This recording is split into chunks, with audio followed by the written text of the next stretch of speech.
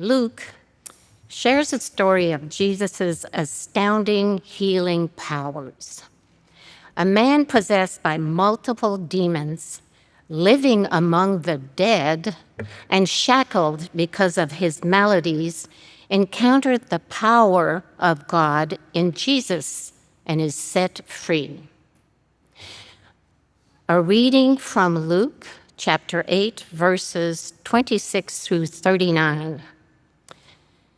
Then they arrived at the region of the Gerasenes, which is opposite Galilee. As he stepped out on the shore, a man from the city who had demons met him. For a long time he had not worn any clothes, and he did not live in a house, but in the tombs. When he saw Jesus, he cried out and fell down before him, shouting, "What have you to do with me, Jesus, Son of the Most High God? I beg you, do not torment me." For Jesus had commanded the unclean spirit to come out of the man. For many times it had seized him, and he was kept under guard and bound with chains and shackles. But he would break the bonds and be driven by the demon into the wilds. Jesus then asked him, "What is your name?" He said, "Legion," for many demons had entered him. They begged him not to order them to go back into the abyss. Okay. Now, there on the hillside, a large herd of swine was feeding, and the demons begged Jesus to let them enter these. So he gave them permission. Then the demons came out of the man and entered the swine, and the herd stampeded down the steep bank into the lake and was drowned. When the swineherds saw what had happened, they ran off and told it in the city and in the country. Then people came out to see what had happened, and when they came to Jesus, they found the man from whom the demons had gone sitting at the feet of Jesus, clothed and in his right mind. And they became frightened. Those who had seen it told them how the one who had been possessed by demons had been healed. Then the whole throng of people of the surrounding region of the Gerasenes asked Jesus to leave them, for they were seized with great fear. So he got into the boat and returned. The man from whom the demons had gone out begged that he might be with him.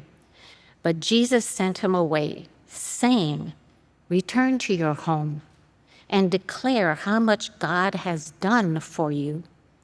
So he went away, proclaiming throughout the city how much Jesus had done for him. Amen. Before I begin my prepared remarks, I was caught, as many were, unprepared for the news of last evening. And in talking with some colleagues this morning, including a VA chaplain who was a dear friend of mine, it feels a little early for us to comment on the thundering news of last night.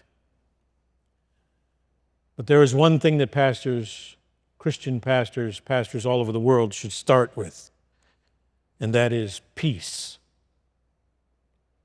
The goal of God, the goal of the Prince of Peace is peace. And crowding into my prayers this morning, hoping, working, thinking, praying for peace, was Thomas Merton, that mystic of the 20th century, the mid part of the 20th century. Brilliant, brilliant man. I liked reading Thomas Merton, and I'd read a little bit, but then one of my friends annoyed me by becoming a Merton scholar, so I had to read lots of Merton for a while. In Seeds of Contemplation, written in 1949, think of that date, 1949. Merton writes, "When I pray for peace, I pray not only that the enemies of my own country may cease to want war, but above all that my country will cease to do the things that make war inevitable." And then in 1962, he wrote an essay called Peace, a Religious Responsibility. Peace, a religious responsibility. And there, Merton writes, "Peace demands the most heroic labor and the most difficult sacrifice. It demands a greater heroism than war. It demands greater fidelity to the truth and much more perfect purity of conscience." Thinking of peace in the thunder of war. Oh, is it warm? I mean, not in here, but outside. I think of the great preacher I heard one time. He stood up on a dripping hot day, no air conditioning, and just miserably hot. And he looked out at his congregation and he said, "If you think it's hot now, just wait." Wow, good. You guys are unfamiliar with the horrible concepts of hell. I'm really pleased to hear that. That means I don't have as much to unpack. Will you pray with me? May the words of my mouth fertilize your planted seeds, O God. Amen. There are so many great Bible stories, but this one, I love this Bible story. You think, wow, that's kind of weird, but no, it's full of drama and passion. It has life and death. It has humor. There is actual humor in this story. There's ways of freedom and ways of capture in this story. It is wonderful. Luke 8:26 through 39. Let me push you through parts of it. Jesus is on a road trip. And on this road trip, he wound up in the country of the Gerasenes or Gerasenes, which is how I learned it, which is opposite of Galilee. And this is on the Sea of Galilee. That's one of the important pieces of this story. As he stepped out on land, a man in the city who had many demons met him. For a long time, he had worn no clothes. He was naked before God and Jesus and before his neighbors. And he did not live in a house, but in the tombs. Did you catch that? He's not living next door to the cemetery. He's living in the cemetery naked. And he is chained to the tombs. The people of the neighborhood are so afraid of him that they actually chain him to the tombs, which he keeps getting out of. Imagine that kind of strength. And when he saw Jesus, when this guy sees the power of God, the demons within him rise up and notice that God is there, and they see the power of God. And they shout out, "Jesus, Son of the Most Holy." They recognize the power of God for all of its strength. "What have you to do with me?" they ask. "I beg you, do not torment me." These are the difficulties in life, saying, "Don't bother my problems. I like my illnesses." And they fell down before him. Jesus had commanded an unclean spirit to come out of the naked man. Jesus recognized the difficulties roiling inside of this man and demanded that those difficulties come out of him. For many times he had been found with chains and shackles, but he would break free of the bond driven by the demon into the wild. And then Jesus said to him, "What is your name?" And the man answers, "Legion." There are not a few of us in here. There are a whole lot of us, an army's worth in us. We are multiples of dysfunction inside of ourselves. And they begged him not to order them to go back into the abyss. So understand the abyss. This is the Sea of Galilee. It is deep. And for these folks, much like for still so many of us today, the deep waters are the places of death, of mystery. So often now I see that new sea monsters have been discovered in the deep. Why do we assume that these are monsters? These are living creatures, but we call them sea monsters because they look weird to us. They look strange to us. They seem odd to us. But they're in the deep. Is this abyss. And these demons are saying to Jesus, hey, don't just send us back into the water, please. So here's where the joke is. On the hillside was a herd of swine.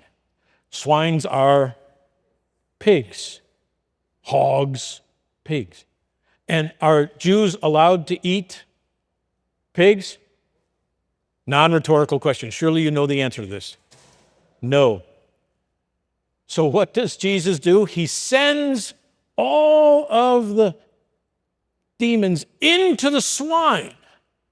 Surely if you're a Jew, this looks just wildly amazing. And it's funny, he goes into the places of the swine, and the swine run around, and then what do? They run into the abyss, and they drown. So that's how he is exorcising these demons. When the swineherds, so if you have a shepherd watches, and if you have a swineherd watches. You guys are passing these tests very, very well today. You're doing great. You're doing great. So far, so good. The swineherds saw what happened, and they ran off into the city and complained. They filed actions with the mayor. But the people came out to see what had happened, and they came to see Jesus, and they found the man from the tombs, clothed and at peace. It says in his right mind, at peace. No more possessed. And what were they? Afraid. They were freaked out. First of all, this guy who was naked is now dressed and he's in his right mind. That's just not how they expect the world to be. That's not how it's supposed to happen. And then the guy wants to be with Jesus, and Jesus says, no. Go and tell what has happened to you, so that others might believe. Weird story, wonderful story, kind of curious story. Who's hungry for pork chops and sausages? I love this story, but we need to reframe it in our contemporary context. I'm often surprised by people who define themselves as weird. They like to be titled weird. Now, I don't remember if you remember being a teenager, but the last thing you wanted to be when you were a teenager was you did everything you possibly could do to fit in. And if you didn't know how to fit in, you crawled inside of yourself and hid. I remember being a teenager thinking that my mom was weird. She took great pride in that. But I'm also curious about on Faceagram. I often see these folks posting on social media that they claim themselves as weird, as crazy, and this badge of honor. But what they mean is that they are fun. They like to be silly. They like to act goofy. Look at the weird thing that we did today. They're talking about stretching the norms of propriety. But they're not weird. On social media, if you want to know what weird is, look up Karens. If you don't know what I'm talking about, look up Karen videos. And these are people who are genuinely disturbed in public.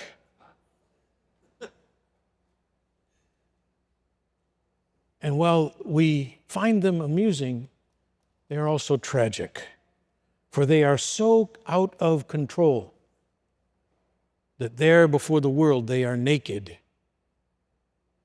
in their anger, frustration, pouring out their venom on somebody who has nothing to do with what's demonizing them. They have a public breakdown. Like this man in this story, this human is so tormented on the inside that he shows it on his outside. We assume that he is dangerous, that he is suffering. But friends, we know his suffering. We have been naked with him, and we know that he needs help. And Jesus in this story is his help. You see, he is not some beast. He is a real human being. He is in real human pain.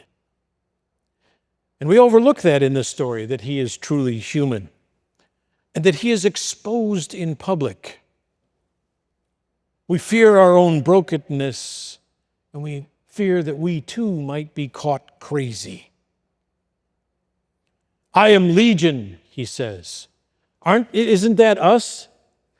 Do you ever wake up just rushing through all of the anxieties of your day and the promises that you've made that you can't possibly keep?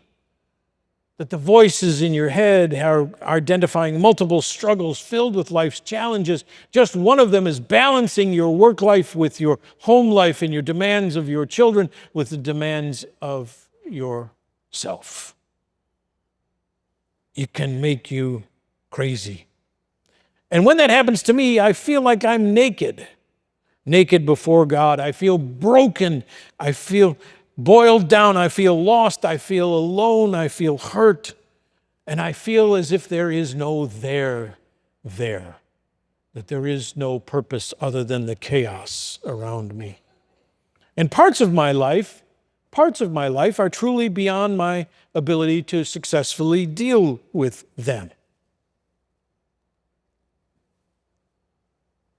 So are you naked? We're all naked from time to time. We act out our inner turmoil in public. Pick a lane, will you please? We feel naked in our vulnerability. Don't touch me. We find ourselves caught by the legion inside of us, screaming to get out.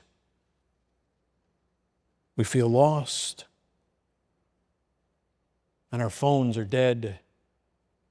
We have no GPS to find the way ahead, and we feel dead. We feel we are naked before our neighbors and our God. It is in those moments as if people can see our search histories, and they will condemn us. Friends, God is here to help in those moments. God can help us. This is the healing. God has the power to help you heal, to give you hope to heal.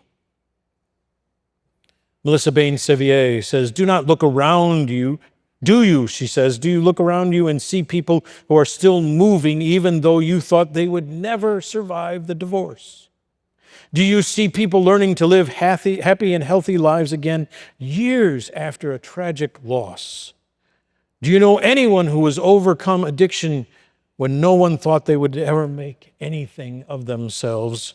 Do you remember a time when you were also found in the tombs, the tomb of despair, anger, economic distress, loneliness, and now live mostly in your right mind and in the company of mostly healthy others? Then you also have good news to spread, for you have learned to be Jesus' voice in the world, demonstrating to others where they may find hope. And men, we are socialized to be particularly terrible at this, to be self-reflective to be open to to be open to change,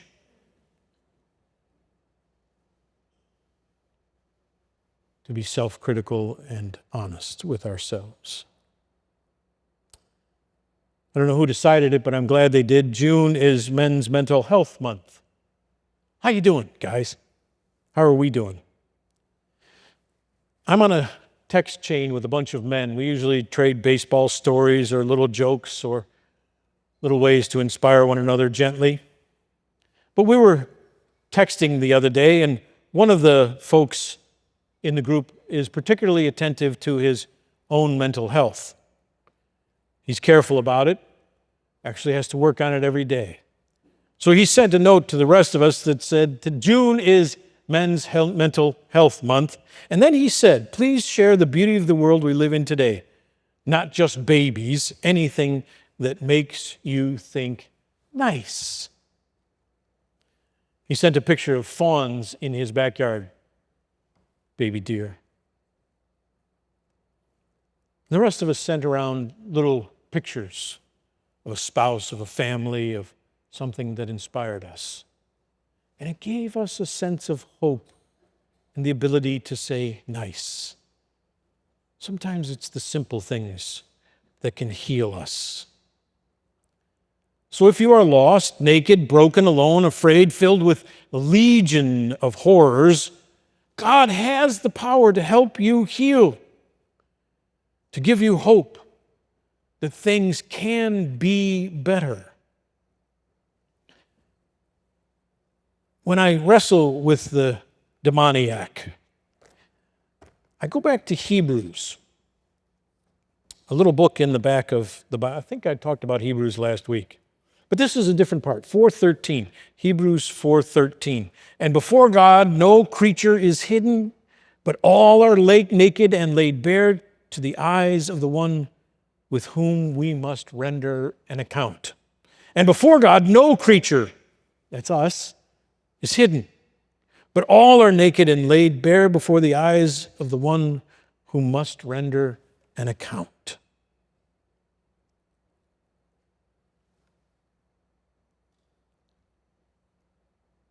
And here's my confession.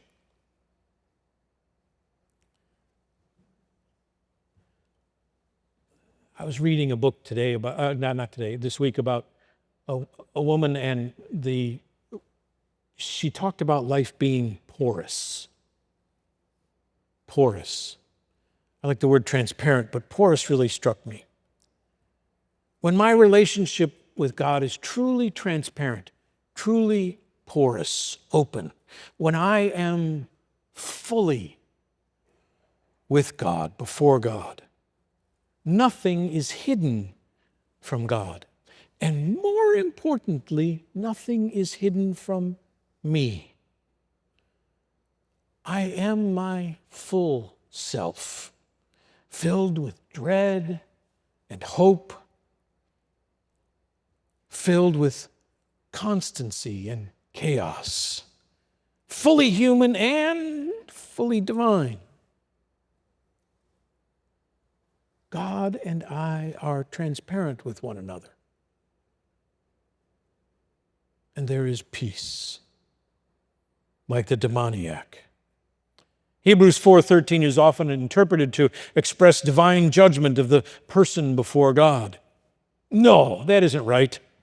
Such judgment is not an attribute of God that I know, and a judgmental God is not the God of Jesus. Jesus does not condemn the demoniac. Read the story. Jesus does not condemn the demoniac.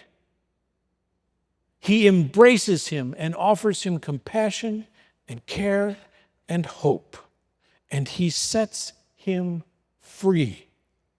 God will reach into our legion of pain and confusion and set us free. So friends, stand naked before God. Trust God to be set free. Okay, Tim, how? Let me offer you 4 ways, quickly. Prayer.